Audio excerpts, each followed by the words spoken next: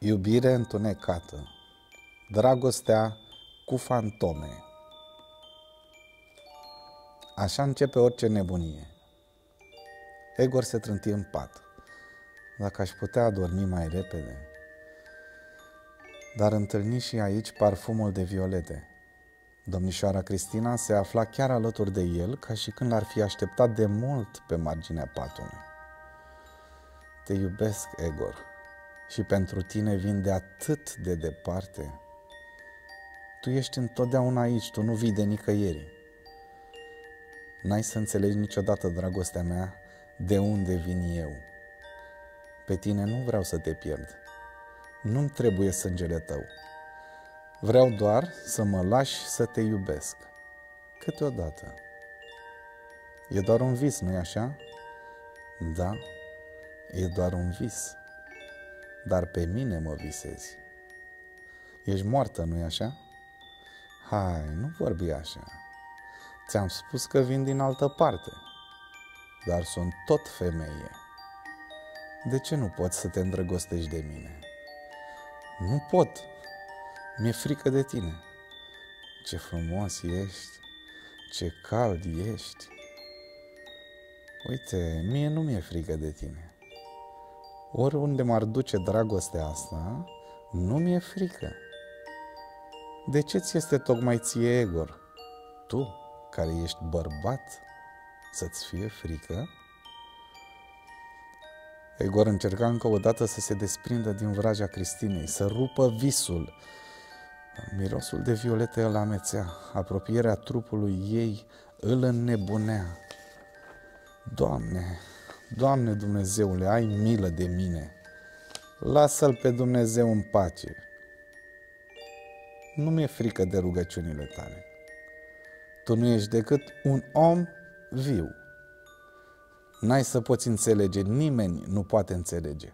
Dar pe tine nu voiam să te omor. Cu tine voiam să mă logodesc. Curând ai să mă vezi și altfel și ai să mă iubești. Ai să te trezești acum când vreau eu. Ai să te trezești. Târziu, Egor își dădu seama că stă de multă vreme cu ochii deschiși, fără gânduri, fără memorie. Își aduse deodată aminte de Cristina. M-am trezit la porunca ei. Știa unde o lăsase în vis. În mijlocul camerei, dreapta, privindu-l în ochi.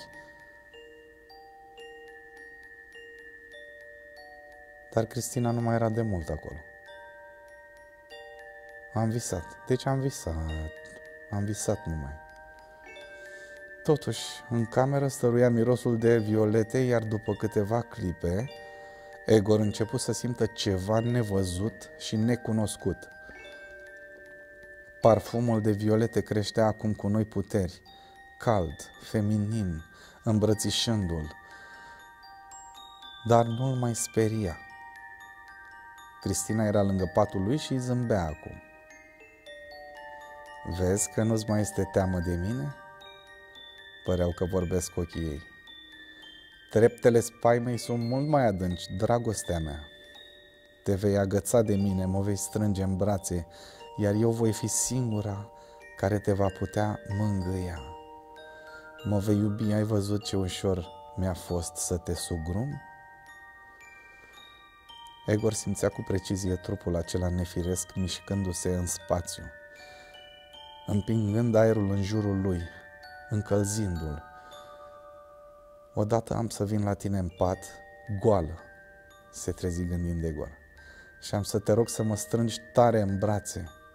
Atunci, dragostea mea, învață-te cu mine, Egor. Iată, aceasta este mâna mea și ea te mângâie fără să te sperie, ea îți aduce bucurie. Mâna aceasta, o simți? O simți acum? O simți pe obrazul tău lipită? Dar Egor nu mai simțea nimic. Când mâna domnișoarei Cristina îl atinse, Sângele îi se risipi, răsuflarea îi se scurse întreagă în coșul pieptului, cu fața albă, cu fruntea înghețată, zăcea moale în pat. De ce ți-e teamă să o iubești, Egor? Poate că mai există și altceva în afară de dragoste. Un mister. Mă întreb dacă nu există și altceva care să plece tot de aici, dintr-o dragoste mare, dar care să ducă în altă parte. S-ar putea să fie totuși o ieșire pe care tu nu o vezi.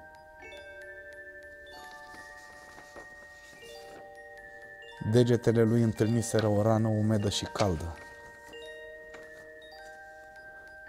Singurul loc cald de pe trupul nefiresc al Cristinei. Palma îi alunecase amețită pe pielea ei de mare necunoscută și împietrise, prinsă în sânge. Rana era încă proaspătă și atât de vie încât Egor a avut impresia că se despicase numai cu puține clipe înainte. Sângele gâlgâia. Te rog să pleci. Vreau să pleci. Cum vrei tu? O să-ți fie dor de mine. N-ai să mai poți iubi pe altcineva. O să înveți înțelesul cuvântului a tânji, înțelesul cuvântului tulburare, care murmură șoapte de dragoste. De dragoste, dragoste. Ești sigur că vrei să plec? Dacă asta vrei,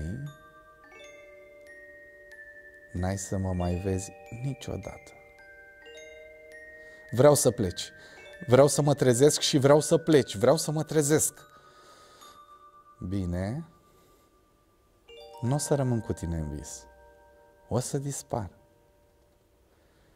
Voi fi acolo unde dragostea ta nu poate să ajungă.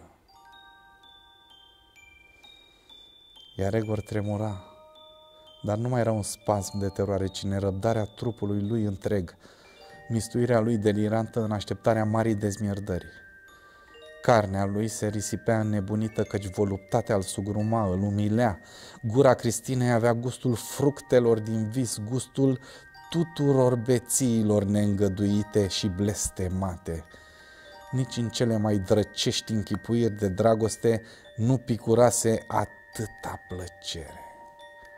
În brațele Cristinei, Egor simțea cele mai nelegiuite bucurii, odată cu o cerească risipire, împărtășire în tot și în toate. Incest, crimă, nebunie, amantă, soră, înger și dintr-o dată se simți singur printre flăcări. Vino înapoi, nu vreau să mă trezesc, vino înapoi la mine, dragostea mea. Unde se sfârșește întunericul ăsta în care m-a aruncat Dumnezeu, cel care stă ascuns și nu se arată nici când? Eu te iubesc, te iubesc, nu mă salva, ia-mă cu tine, mângâie-mă, mâna. Sunt singur și trist. Vreau să vorbesc cu tine. Sunt oare un copil? Nu sunt mare. Mi-e frică de fiecare noapte. N-ar trebui să fiu singur. Simt că îmi pierd mințile.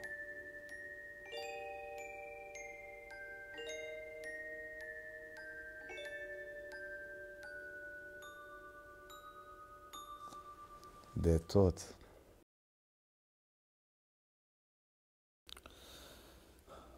Iubirea cu alți demoni. Capitanul și-a dat seama că Andronic murmură ceva în poziția aceea caragioasă pe care și-o alesese. Se auzeau silabe stranii, parcă nu vorbea românește. Cuvinte cu vocale multe, lungi, tărăgănate și totuși spunea ceva Andronic, căci de mai multe ori auzi cuvântul șarpe. Vreo vrajă? Sau mai degrabă vreo glumă, ca O șuviță argintie, își aminti somnoroasă Liza. Cuvintele acelea îi veniră deodată în minte, privind și ea fâșiile de lumină care se înnădeau alene pe jos. Îi se păreau atât de apropiate gândurile ei de atunci din copilăria de pe bulevardul Pache, încât parcă în acea clipă se despărțise de ele. Ce-am făcut oare tot timpul ăsta? Când am crescut atât de mare fără să știu, fără să-mi spună nimeni? Andronic nu mai murmură niciun cuvânt. Aștepta și el. Lumina lunii se apropia de tălpi. Dacă începe vreo vrajă, se gândi Dorina. Orice s-ar fi întâmplat acum n-ar mai fi mirat-o. Ca în vis, orice întâlnire, orice absurditate, toate îi se păreau firești. Pe ea nu o va mai atinge nimeni, nu-i va mai putea face nimeni niciun rău, ca în vis. Și atât de firesc intrase șarpele în odaie, strecurându-se printre picioarele lor, încât nimeni nu se sperie. Un gol adânc în coșul pieptului, atât. Era un șarpe mare și sur, care înainta cu grijă, parcă dezmorțindu-și inelele. Se îndreptă legănat spre Andronic. Parcă lumina lunii îl vrăjise și pe el, căci se tăra acum cu o grație somnoroasă și fiecare nouă împletitură îi înfiora solzii întunecați. Lizei se păru că șarpele vine de-a dreptul spre ea și o teroare subită luă locul vrajei de dinainte. Apropierea șarpelui îi sugea parcă răsuflarea, risipindu-i sângele din vine, topindu-i carnea întreagă într-o groază împletită cu fiori necunoscuți de dragoste bolnavă. Era un amestec straniu de moarte și respirație erotică în legănarea aceea hidoasă, în lumina rece a reptilei. Apoi a auzit cuvintele lui Andronic. Hai, mai repede! Pe cine cheamă atât de poruncitor? Sângele năvăli din nou în obrajii fetei, ca și cum ar fi ascultat un cuvânt prea tainic, interzis. Groaza și dezgustul o amețeau cu aceeași tărie cu care se luptau în sângele ei pudoarea și dorul neîngăduit. Unde ai întârziat atât? Se auziră din nou sugrumate cuvintele lui Andronic. Liza închise ochii și își lipi coatele de perete. În orice clipă ar fi putut aluneca. Văzuse cum șarpele se suie în palma lui Andronic și parcă simțise ea însăși răceala și groaza atingerii. Parcă ar fi pătruns-o pe ea, acea săgeată de carne nefirească. Așa, mai aproape, exclama Andronic. Șarpele se suise moale pe mână, pe braț, până ce atinse cu capul lui înfiorat gâtul lui Andronic. Tânărul îl cuprinse atunci cu mâna lui dreaptă și îl ținu strâns în pumn, privindu-l în ochi. De ce ești așa de abătut? Ți-a omorât cineva soția și ai rămas singurel? Voiai să muși pe cineva de aici? Dar nu vezi că sunt toți oameni de treabă? Și sunt atâtea femei frumoase, adăugă el zâmbind, fără să-și ridice privirile din ochii șarpelui. Liza roșii din nou și inima a început să-i bată puternic. Gândurile îi năvăleau acum fără sfială, gândurile și dorințele ei. Despre ea vorbise Andronic. Pe ea o alesese el. Ai venit la nuntă? Întrebă cu mirare Andronic. Simțeai că aici e o nuntă? Cine au să fie mireasa și mirele? Ce fată ai alege tu? Desigur, înțelesese Dorina. Andronic întrebase doar în glumă pe șarpe. La ea se gândește când spune că trebuie să aleagă una. Să aleagă numai una. Asta are să facă Andronic acum.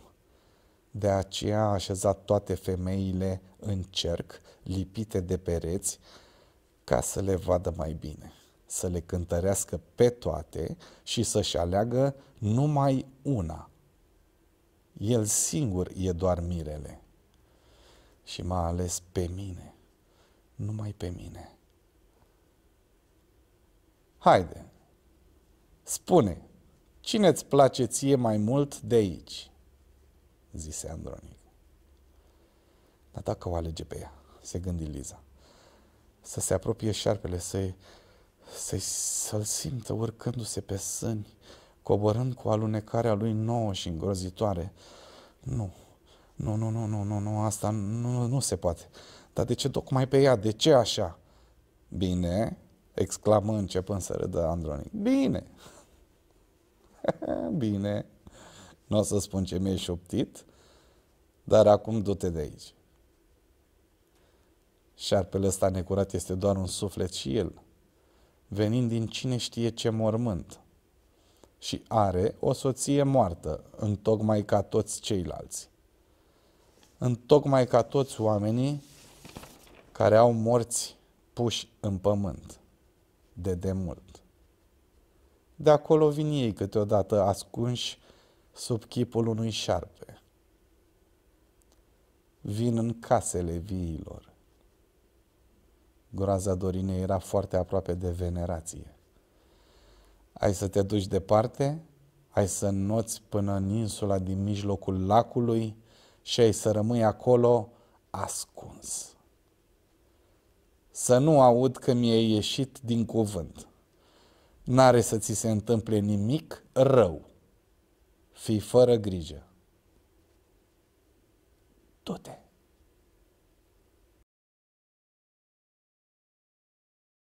Iubirea ca ursită. Îmi pare rău că trebuie să spun, dar pentru mine moartea este o problemă foarte serioasă. Eu nu mă pricep să-ți spun mai mult, dar faci păcat. E oare atât de grav că încă mă gândesc la Ioana? Ți-am spus că pentru Ioana nu mai poți face nimic altceva acum decât să te rogi. Ea a plecat cu toată viața pe care a trăit-o împreună. Vorbești foarte confuz, dar cred că înțeleg ce vrei să spui. Dar nu am cum să nu mă mai gândesc la ea. Ce faci tu acum nu este din dragoste față de Ioana. Ai fi putut face foarte mult cât timp erați împreună. Acum trebuie să te gândești la cei care au rămas. Trebuie să o cauți pe Ileana. De unde știi tu de Ileana? De la Ioana. Știa că o iubești, că din cauza ei ai plecat pe front, știa tot. Evident că știa. Ți-am spus că eu am omorât-o, dar n-ai vrut să mă crezi. Faci mare păcat că vorbești așa, căci te pui în locul lui Dumnezeu. Tu n-ai nicio putere. El ți-a hărăzit să iubești două femei. Pe Ioana a chemat-o lângă el, acum trebuie să o cauți pe cealaltă. Deci, tu îmi cer să renunți pentru totdeauna la o parte din viața mea și să încep de la capăt o altă viață, ca și când viața mea de dinainte a fost un vis. Tu știi că Dumnezeu nu-ți cere asta. Tot ce ai trăit nu este vis, ci rămâne la Dumnezeu pentru vecie. Și când vei pleca și tu, le vei găsi pe toate lângă El. Dumnezeu le știe și le ține minte pe toate. Și când cheamă un om lângă El, îi dăruiește din nou viața lui întreagă. Toate câte i s-au întâmplat până în cele mai mici amănunte, lucruri pe care omul le-a uitat de mult, dar pe care Dumnezeu nu le uită. Și îi le înapoiază pe toate. Îi dăruiește din nou viața lui întreagă, așa cum n-a cunoscut-o el niciodată. Căci omul își trăiește viața bucată cu bucată și când trăiește un an, uită ce a trăit în anii trecuți. Dar Dumnezeu nu uită nimic. Îi le dă pe toate deodată. Îi dă din nou toți oamenii cu care s-a legat și pe care i-a iubit, pentru că un suflet în cer le are pe toate deodată, în timp ce noi, oamenii vii, le avem pe rând. Și nici nu înțelegem prea bine ce avem. E foarte interesant ce îmi spui. Deci tu crezi, ca și mine, că singura, adevărata fericire este posibilă numai atunci când scăpăm de timp. Nu înțeleg ce îmi spui, eu n-am citit foarte multe cărți.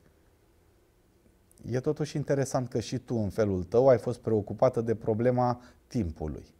Nu, n-am fost. Eu îți vorbesc adevărul. Îți spun ce se întâmplă lângă Dumnezeu. Am venit doar să spun că trebuie să o cauți pe Ileana. Pentru că ea îți este aleasă. De unde știi că e aleasă? Dacă ai iubit-o atâția ani și o iubești și acum, ți-a fost aleasă. Numai că tu ai greșit. N-a fost vina ta. Amândouă erau alese pentru că le iubeai pe amândouă, dar tu ai crezut că le-ai putea iubi deodată. Așa cum iubesc sufletele în cer. Și asta nu se poate. Asta a fost în închipuirea ta.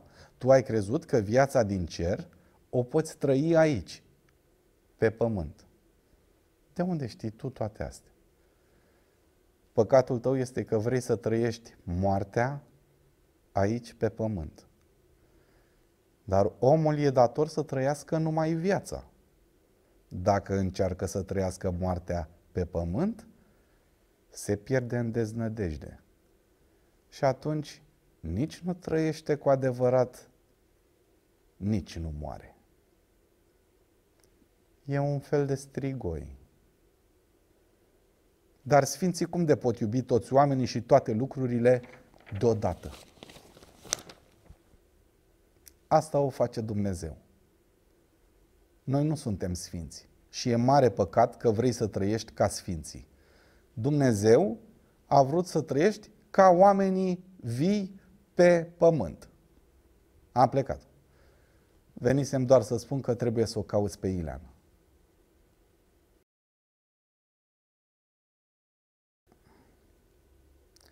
Iubirea la copii. Iubirea la copii. Îmi place de tine. Dacă ai fi avut 5-6 ani mai mult, dacă ai fi avut 16 ani, ca mine, probabil că m-aș fi îndrăgostit de tine. Îmi place de tine, că ai secrete și totuși n-ai memorie. Dar mai târziu trebuie să-ți descoperi și puțină nebunie. La 18 ani, când ai să fii înalt și frumos, voinic, așa cum sunt toți băieții frumoși, mi-ar plăcea să știu și să te știu cu o aripă nevăzută pe umerii tăi, umbra nefirească și fatală a nebuniei. Atunci ai umblat prin lume cu părul răvășit și cu ochii puțin închiși, dar numai foarte puțin închiși. Ce frumos ai să fii! Dar trebuie să-ți descoperi și puțină nebunie, să fii sarcastic și demonic, să insulți, să provoci la duel, să rupi relațiile cu fetele prea bogate, prea frumoase și prea inculte. Să nu cumva să aud că ți-au plăcut incultele și premiantele. Înainte de a le iubi, trebuie să le pui întrebări. În primul rând, din poezie. Să le întrebi. Îți place Rilke? Și dacă nu-ți răspund, să nu le săruți. Și totuși, probabil că ai să devii și tu un prost sentimental ca toți ceilalți. N-ai să mai faci nebunii decât când ai să te îmbeți. Ceea ce ar fi oribil. Eu nu știu la ce te gândești. Ți-o fi povestit Valentin ce făcea motanul nostru și poate ai crezut că sunt nebun. Dar și ăsta este un secret al meu. Nu înțeleg ce vrei să spui. Credeam că ți-a povestit întâmplarea cu motanul și de asta vorbeai de nebunie, că n-aș fi fost în toate mințile dacă am putut vedea motanul băgând labele în cazan și scoțând rufele una câte una cu lăbuțele lui. Concentrează-te înainte de a vorbi. Exprimă-te clar, în propoziții scurte, gramatical exacte, te pregătești să înfrunți lumea. Cu o aripă de nebunie fâlfâind pe umerii tăi, tu trebuie să fii clar, gramatical impecabil, căci altfel nebunia nu mai e interesantă. Dacă mă întrerup mereu, n-am să pot să-ți explic nimic de motanul nostru. Băiețelule, tu ești o minune. Ești un caz extraordinar. Tu trăiești în folclor, dacă înțelegi ce vreau să-ți spun. Nu înțeleg nimic. Ești mai ciudată decât mine. Păcat. Păcat, mare păcat. Eram inspirată. Simțeam că ți-aș fi putut spune lucruri extraordinare. Dar nu-i nimic dacă nu înțelegi acum. Mai târziu ți-ai fi adus aminte că ai întâlnit o fată nemai văzută și nemai auzită și atunci ai fi înțeles. Ai trecut pe lângă o revelație și ai închis ochii. Nu ai vrut să o primești. Nici prin gând nu-ți trece cât și cum am fost eu de precoce. Cunoșteam pe toți poeții lumii. Mie mi se spunea Iulie HD. S-a făcut târziu, eu trebuie să mă duc. Dragul meu, mai târziu, când am să scriu toate romanele și novelele pe care le am în cap, am să scriu o novelă și cu noi doi. Cum stăm noi acum, în iarbă, la căderea nopții și ție începe să ți se facă frică și te uiți pe furiș spre pădure. Nu mi-e frică. Nu mi-e frică. Nu-ți dai seama încă, dar ți-e frică. Și când s-o întunecat de-a binelea, ai să mori de frică. Ai să mă rogi din ochi să-ți dau drumul, să te duci acasă. Nu e adevărat, dar eu n-am să te las. Am să te țin aici până la miezul nopții, căci în novela asta, scumpule, eu sunt o fată rea, un fel de vrăjitoare. Îmi place să chinui băieții de la țară, iar la oraș sunt și mai rea.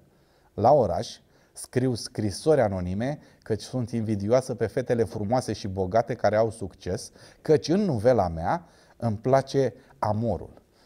Grozav îmi place amorul. S-a făcut târziu, e foarte târziu, trebuie să mă duc. Nu pleca. Novela asta am scris-o de mult. Dar cu tine am să scriu altfel. Am să scriu o poveste fantastică.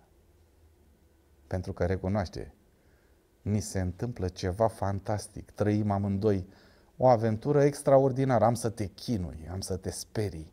Nu e așa că ți-e frică? A? Așa cum suntem acum singuri în pădure, s-ar putea să răsară vreo arătare, vreun strigoi. Nu mi-e frică, dar trebuie să plec. E târziu. De ce? Sunt atât de urâtă și de rea? Nu. Ți-e frică de gura mea mare și lacomă, de dinții mei lungi și ascuțiți, neodihniți, gata să te înghită bucățică cu bucățică. Nu, dar eu trebuie să mă duc, eu trebuie să... Atunci e mai grav. Nu ți-e frică de mine, dar ți-e milă? Ți-e rușine să stai cu mine noaptea pentru că sunt urâtă? Îți plac și ție fetele frumoase ca la toți proștii? Știu că nu sunt ca fetele alea pe care le placi tu, dar am altceva pe care nu-l are nici cea mai frumoasă fată din lume. Am sânge de zână și de vrăjitoare în același timp, în venele mele. Poate am fost ursită să nu fiu frumoasă, ca să fugă proștii de mine. Dar iubitul meu va ști să mă recunoască. Băiatul care mă sărută odată nu mă mai poate uita. Cine mă sărută, mă vede dintr-o dată exact așa cum sunt. Dacă ai avea câțiva ani mai mult, câțiva, nu mulți, m-ai săruta și tu. Și atunci mai vedea așa cum sunt în realitate. Zâna zânelor, minunea minunilor. Te-aș învăța cum să mă iubești. Ți-aș arăta stelele una după alta, cum numai eu știu să le arăt. Și ți-aș revela poeții lumii. Te-aș învăța cuvinte rare și neștiute. Dă-mi drumul, vorbești de un ceas, vorbești într-una așa cum vorbesc fetele, cuvinte multe și neînțelese și eu n-am nevoie de ele. Eu știu ce știu. N-am nevoie de altceva. Vorbești într-una, vorbești prea mult. De aceea se feresc băieții de tine. Le vorbești cât în lună și în soare și băiatul fuge. Păi fuge. Nu te înțelege întotdeauna și crede că îți bagi joc de ei. Și începe să se ferească de tine. Așa s-a întâmplat cu toți. Fug de tine. Că le vorbești prea mult și prea frumos.